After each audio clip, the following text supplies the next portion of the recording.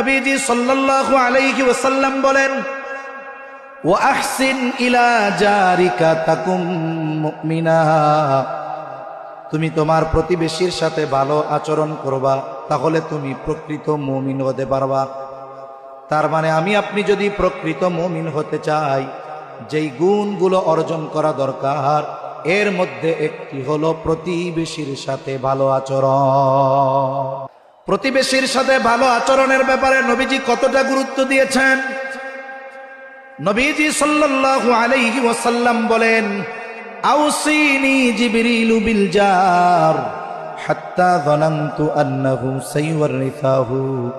নবীজি সাল্লাল্লাহু আলাইহি ওয়াসাল্লাম বলেন, জিবরাইল আমাকে প্রতিবেশীর হকের ব্যাপারে এত গুরুত্ব দিচ্ছিল, আমি মনে করেছিলাম হয়তো প্রতিবেশীকে ওয়ারিশ বানায়া দেওয়া হবে। প্রতিবেশী সে যদি অমুসলিম হয়, তারও আমার উপরে হক আছে। মানুষ হিসাবে মানুষের সাথে মানুষের কিছু হক আছে। একজন মানুষ হতে পারে অমুসলিম, কিন্তু মানুষ হিসাবে তার কিছু হক আমার কাছে আছে। ওই মানুষটা যদি মুসলিম হয়, মুমিন হয়, তাহলে তার হক আমার কাছে আরো বেড়ে যায়। মানুষটা যদি প্রতিবেশী হয়, তাহলে হক তো থাকেই, অমুসলিম হলেও হক।